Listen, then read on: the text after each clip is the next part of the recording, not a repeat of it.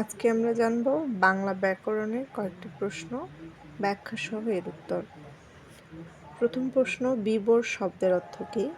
বিবর শব্দের অর্থ হচ্ছে গহ্বর, গর্ত, ছিদ্র এবং যা একটি বিশেষ্য পদ।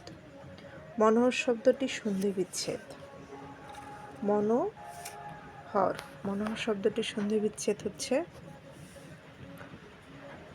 ঘ নাম্বার, মনোহর।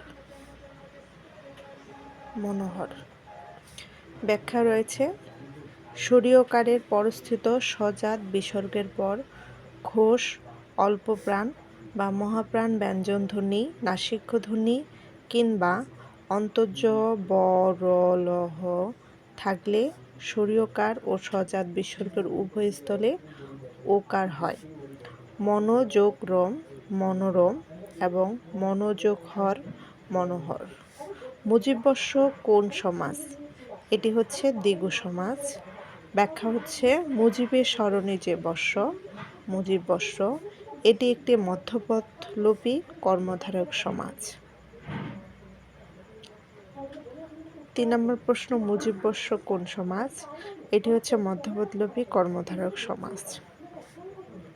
যেখানে বিশেষণ ও বিশেষণ ভাবাপন্ন পদের সাথে বিশেষ্য ও বিশেষ্য ভাবাপন্ন পদের সমাস হয় এবং পরপদের অর্থই প্রাধান্য পায়, তাকে কর্মধারক সমাস বলে। মুজিবের স্মরণে যে বর্ষ, মুজিববর্ষ, এটি কর্মধারক সমাস। চাঁদ দেখা যাচ্ছে, এ বাক্যে কোন বাচ্যের প্রয়োগ ঘটেছে? যে বাচ্যে কর্তা উচ্চ থাকে, যেমন চাঁদ দেখা যাচ্ছে, কর্মই কর্তার ভূমিকা পালন করে এবং ক্রিয়া সেই কর্তারূপী কর্মের অনুসারী হয়, তাকে কর্ম কর্তৃবাচ্য বলে। সারাক্ষণ বাঁশি বাজে, ভাদ্র মাসের আকাশে অনেক ঘুড়ি উড়ে, বাঁশি বাজে ওই মধুর লগনে, সেরকম হচ্ছে চাঁদ দেখা যাচ্ছে। জরায়ুর বিপরীতার্থক শব্দ। জরায়ুর সমার্থক শব্দ হচ্ছে স্থবিরতা, বার্ধক্য। বিপরীত শব্দ যৌবন।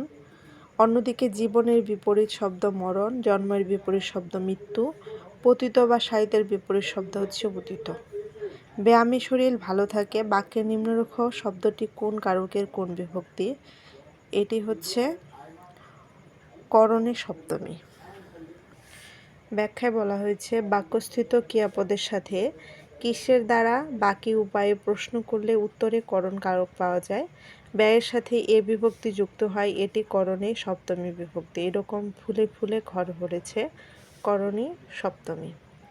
যা বলা হবে এর বাক্য সংকোচন কোনটি? যা বলা হবে এটি হচ্ছে বক্তব্য, যা বলা হয়েছে উক্ত, যা বলা হয়নি অনুক্ত এবং যা বলা হচ্ছে বক্ষমান। বাংলা ভাষায় কয়টি তৎসম উপসর্গ রয়েছে? বাংলা ভাষায় ব্যবহৃত উপসর্গগুলোর মধ্যে 3 ধরনের উপসর্গ দেখা যায়: খাঁটি বাংলা উপসর্গ, তৎসম উপসর্গ এবং বিদেশি উপসর্গ। উপসর্গগুলোর মধ্যে তৎসম উপসর্গ 20টি, খাঁটি বাংলা উপসর্গ 21টি। বাংলা বর্ণমালায় মাত্রাহীন বর্ণের সংখ্যা কত? বাংলা বর্ণমালায় মোট 50টি বর্ণ রয়েছে। বাংলা বর্ণমালায় মাত্রাহীন বর্ণ হচ্ছে 10টি, অর্ধমাত্রা 8টি এবং মাত্রাযুক্ত বর্ণ হচ্ছে 32টি। বাবা শব্দটি কোন ভাষা থেকে আগত? বাবা শব্দটি তুর্কি ভাষা থেকে আগত। অন্যদিকে আব্বা শব্দটি এসেছে উর্দু ভাষা থেকে আগত। মা শব্দটি তদ্ভব শব্দ। পিতামাতা হলো সংস্কৃত শব্দ। আরও কয়েকটি তুর্কি শব্দ হচ্ছে তোশক, বারুদ, বেগম, কাচি, চাকু, উর্দু, কুলি, বাবুর্চি, চাকর, দারোগা, এগুলো হচ্ছে তুর্কি শব্দ। ষড়ঋতু কোন সমাজ? ষড়ঋতু হচ্ছে দ্বিগু সমাজ। ষড়ঋতু মানে 6 ঋতুর সমাহার। সমাহার বা সমষ্টি মিলন অর্থে সংখ্যাবাচক শব্দের সঙ্গে বিশেষ্য পদের যে সমাস হয় তাকে দ্বিগু সমাজ বলে। সমাস নিষ্পন্ন পদটি অবশ্যই বিশেষ্য হবে, যেমন শতাব্দী, ত্রিপদী এবং 13 নদী, সপ্তাহ, এগুলো হচ্ছে দ্বিগু সমাজ। ফরজেরি শব্দের বাংলা পরিভাষা কোনটা? জালিয়াতি। ফরজেরি শব্দের বাংলা পরিভাষা জালিয়াতি।